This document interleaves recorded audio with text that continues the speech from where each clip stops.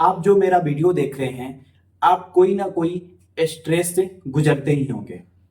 आज हम इसी विषय पे चर्चा करने वाले हैं कि क्या स्ट्रेस क्या होता है। क्या हर एक एस्पिरेंट स्ट्रेस से गुजरते हैं? क्या उनके दिमाग में कभी ना कभी ये ख्याल आता है कि हम जो कर रहे हैं वो शायद अच्छा नहीं कर रहे हैं, या हम जिस काम में आए हैं अगर इस काम में नहीं आते तो क्या हम अच्छा कर पाते? क्योंकि अभी जिस काम में हम हैं अच्छा से प्रदर्शन नहीं कर पाते हैं और इसकी वजह से हमारा दिमाग तनाव से घिरा रहता है। आज हम इसी के बारे में पूरा संपूर्ण चर्चा करेंगे, जिनको लेकर के आप कि हाँ, तनाव, स्ट्रेस ये एक बहुत ही भयंकर बीमारी है जिनसे हर एक स्टूडेंट, हर एक वो व्यक्ति जो कोई अच्छा कार्य करने वाला होता है या अच्छा काम करने के लिए जाता है, वो व्यक्ति, वो पुरुष हो महिला हो, वो इस झमेले से गुजरता ही है। मतलब स्ट्रेस, इनसे हर एक आदमी को एक ना एक वक्त गुजरना पड़ता है। क्यों ना हम आज इसी पे चर्चा करें, स्ट्रेस के बारे में। हम आज क्यों ना इनके बारे में एक अच्छा संपूर्ण ज्ञान हासिल कर ले कि स्ट्रेस क्या होता है, क्या हम इनसे बाहर निकल पाएंगे। तो अगर हम इनसे बाहर निकल पाएंगे तो कैसे हम इनसे बाहर निकल पाएंगे, इनके बारे में आज मैं आप लोगों को पूरी बेहतर तरीका से जानकारी दूंगा, जो कि आप लोग इनके बारे में जानने के बाद शायद आप ये कह पाएंगे कि हाँ, मुझे अब स्ट्रेस से दूर रहने की एक ऐसा बांध या एक ऐसा भयंकर उपाय हो गया है जिससे कि अब मैं खुल के कभी स्ट्रेस में आओ भी तो स्ट्रेस से बाहर निकल सकता हूं।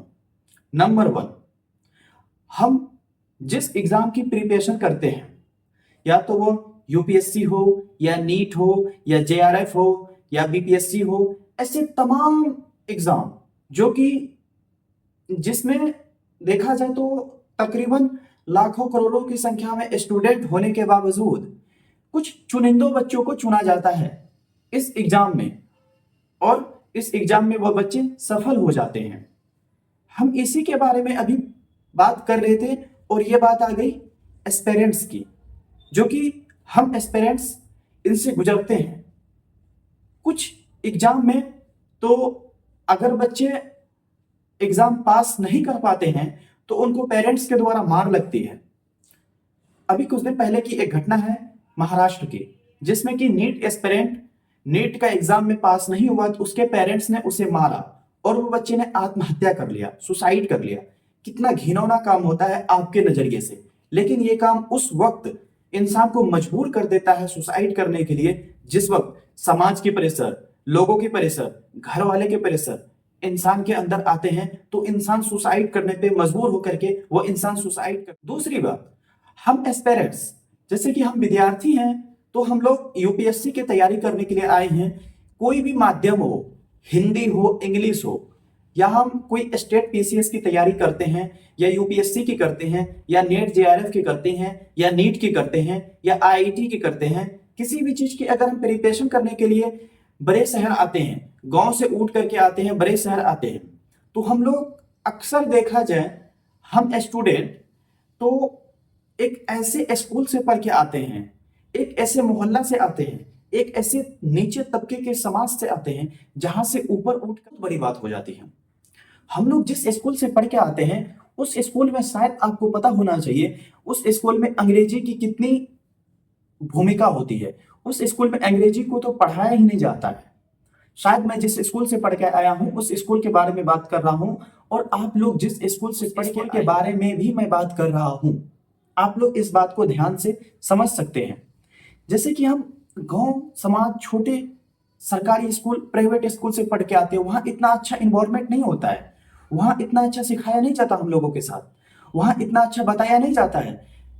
लेकिन जब हम वहां से चल के आते हैं, वहां से सफर करते हैं, 1000 किलोमीटर, 500 किलोमीटर की डिस्टेंस दूरी तय करके हम इतना दूर आते हैं, बड़े बड़े शहर में आते हैं, तो हमको पता चलता है कि स्ट्रेस क्या होता है। स्ट्रेस हमको क्यों हो जाता है? क्योंकि हम आते हैं तो हमारे घर पे, वहां हम उन समाज से मिल करके आते हैं जहां की अब यहां आने के बाद वो समाज नहीं रहता हमारा। क्यों नहीं रहता? हम जिस समाज में पैदा होते हैं वो समाज हमसे बिछड़ जाता है।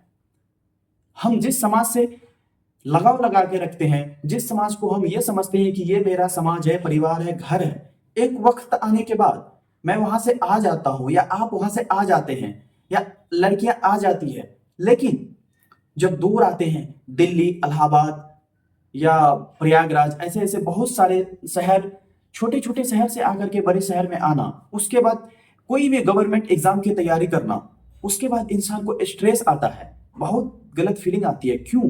क्योंकि हम बहुत बड़े समाज से उठ करके एक छोटे से समाज में नहीं आए, बल्कि हम एक छोटा सा गांव तक का वहां से उठ करके एक बहुत बड़ा शहर में आते हैं, यहाँ की चकाचौंध देखते हैं, लेकिन हम जिस जगह रहते हैं, जिस एनवायरमेंट में रहते हैं, वहां पे बहुत परेशानियां झेलनी पड़ती है। वहां पे हम एक छोटा सा कमरा में रहते हैं, उस जगह उस वक्त स्ट्रेस आता है, आपको ये महसूस होता होगा और आपको ये जानकारी संपूर्ण मिलती होगी कि मैं ये सही बता पा रहा हूं। क्यों? क्योंकि हम जैसे कि यूपीएससी की तैयारी, बीपीएससी की तैयारी या किसी चीज की भी, किसी अदर एग्जाम की तैयारी करने अगर हम आते हैं, तो आप शायद ये देखते होंगे कि आपको हेल्प सिर्फ उसी से नहीं मिलता, वहां के पानी वाले से हेल्प मिलता है, दुकानदार से हेल्प मिलता है, जिसके रूम में रहते हैं वहां से हेल्प मिलता है, दोस्तों से हेल्प मिलता है, कोई अगर दूर बैठा हो वो आपके बारे में बात कर रहा है तो वहां से भी आपको हेल्प मिलता है। और हम कोई भी चीज की अगर तैयारी करने के लिए आते हैं तो पूरे समाज, पूरे परिवार में हम ढिंढोरे कि हम यूपीएससी की तैयारी करने गए हैं या किसी स्टेट पीसीएस की तैयारी करने गए हैं, और वहां से आने के बाद आपको सिर्फ ताना मिलता है, सिर्फ आपको ये मिलता है कि उनका बेटा, उनका बेटी अच्छा से तैयारी कर रहा होगा, पढ़ने के लिए गया, अब मुझे सिर्फ रिजल्ट। यूपीएससी की बात अगर किया जाए तो इसमें ही आपको तकरीबन 2 से 2.5 साल सिर्फ सिलेबस पढ़ने में लगता है, और सिलेबस पढ़ने के बावजूद आप यूपीएससी नहीं निकाल पाते हैं, क्योंकि आपको इस ढंग से करना पड़ता है कि आप अच्छा से तैयारी जब तक ना करें आप नहीं निकाल पाइएगा। आपको सेल्फ स्टडी खुद से भी करना होता है, उनके बाद आपका यूपीएससी निकलता है या कोई भी चीज निकलता है। लेकिन प्रेशर, स्ट्रेस कहां से आता है? उस परिवार से आता है, उस मोहल्ले से, उस गांव से, उस घर से जहां से आप हो, वहां से आपको स्ट्रेस मिलता है। कभी कोई कॉल कर दिया, कोई कुछ बोल दिया, आपको स्ट्रेस होता है। आप ये सोचते हो कि मैं 2 घंटा उस फालतू की बात सोचने से बेहतर अगर मैं पढ़ लेता तो क्या मैं सफल हो जाता? क्या मुझे अब 2 घंटे स्ट्रेस में आना पड़ रहा है? अब मैं परेशान हूं, अगर मैं नहीं पढ़ूं तो मैं एग्जाम नहीं निकाल पाऊं, वहां से स्ट्रेस आता है। अब मुझे उस स्ट्रेस को बचाना कैसे है? उस स्ट्रेस से मुझे दूर कैसे होना है? उस परेशानी से मुझे दूर कैसे होना है? थकापन लगता, थकावट लगने लगती है इंसान को। स्ट्रेस आने के बाद नहीं पढ़ने का दिल करता है, खुद से वो भागने लगता है, दूर होने लगता है। इनको हम कैसे और किस तरीका से दूर? बात आती है तीसरी, हम जैसे भी हैं, जिस हाल में हैं, हम खुद झेलना चाहते हैं लेकिन हम झेल नहीं पाते हैं। क्यों? क्योंकि हमको स्ट्रेस इतना मिल जाता है कि हम ये सोचते भी नहीं है कि हम करें तो करें क्या। हमको इतना खतरनाक परेशानी हो जाता है या आपको इतना खतरनाक परेशानी हो जाता है कि आप स्ट्रेस में रह करके भी आप कोई अच्छा चीज नहीं सोच सकते हैं। तो आप लोग को होना क्या चाहिए? अगर कोई भी व्यक्ति, किसी भी समाज को, किसी, अगर कोई भी व्यक्ति स्ट्रेस में हो या परेशान हो तो आप लोगों को क्या करना चाहिए? उनको स्ट्रेस से बाहर निकालना पड़ेगा, आपको उनका सहारा बनना पड़ेगा। 2 मिनट, 4 मिनट, 1 दिन, 2 दिन, अगर आप उनका सहारा नहीं बनते हैं तो वो व्यक्ति आत्महत्या का शिकार हो जाता है, वो व्यक्ति फांसी लगा लेता है या वो व्यक्ति मर जाता है। वो व्यक्ति को यही, अगर आप शायद ये महसूस कर पाते होंगे या कभी ना कभी किए ही होंगे कि अगर आप स्ट्रेस में होते हैं, बहुत ज्यादा परेशान होते हैं, आपको अगर किसी के सहारा नहीं मिलता है तो आप परेशान हो जाते हैं और आपको लगता है कि मैं आत्महत्या कर लूं। हर एक व्यक्ति, हर एक व्यक्ति, हर एक स्टूडेंट और हर एक माता पिता का यही ध्यान रखना चाहिए, अगर मेरा बच्चा स्ट्रेस में जा रहा है या मेरा बच्चा परेशान है तो मुझे उनका ख्याल रखना चाहिए, और मुझे उनका ख्याल इस तरीका से रखना चाहिए कि वो व्यक्ति वो समाज से दूर ना हो, बल्कि उस समाज में रह करके भी वो परेशान ना रहे, वो अच्छा तरीका से फिर उनके बाद पढ़ने लगे। देखिए, आप कितना भी तैयारी करते हैं, आप ये चाह रहे हैं कि हम 30 दिन में 30 दिन 12 घंटा पढ़े, तो ऐसा बिल्कुल भी नहीं होता है। ये एक तरीका से पागलपन है। क्यों? क्योंकि कोई भी व्यक्ति 30 दिन एक ही जुनून के साथ 30 दिन एक महीने में नहीं पढ़ सकता है।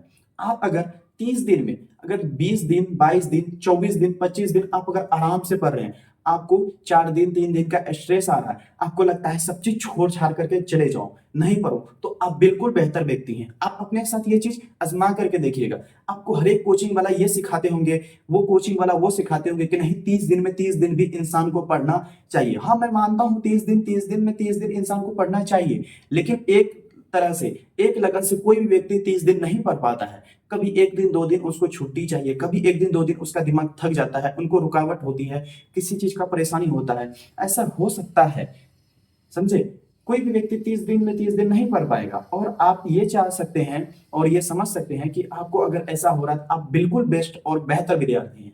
आप स्ट्रेस से दूर हो जाए, स्ट्रेस के करीब ना जाए। अगर स्ट्रेस के करीब अगर जा रहे हैं तो किसी दोस्तों को फोन करें, अगर वो फोन नहीं रिसीव कर रहा है तो अपने माता पिता पेरेंट्स सबसे बातें करें और उनसे खुल करके बातें करें। आपको लगेगा कि हाँ स्ट्रेस दूर हो रहा है, थोड़ा एक्सरसाइज करें या किसी ऐसे फिजिकल कामों में विलुप्त हो जाए, आपको स्ट्रेस दूर हो जाएगा। आप कोई ऐसा काम करने लगे, ना तो फुटबॉल खेलने लगे, कबड्डी खेलने लगे, या आप रनिंग करने लगे, या आप क्रिकेट खेलने लगे, या आप थोड़ा देर मूवी देख ले, कुछ भी कर सकते हैं। आपको अगर स्ट्रेस से दूर होना है तो थोड़ा कुछ हट के करें।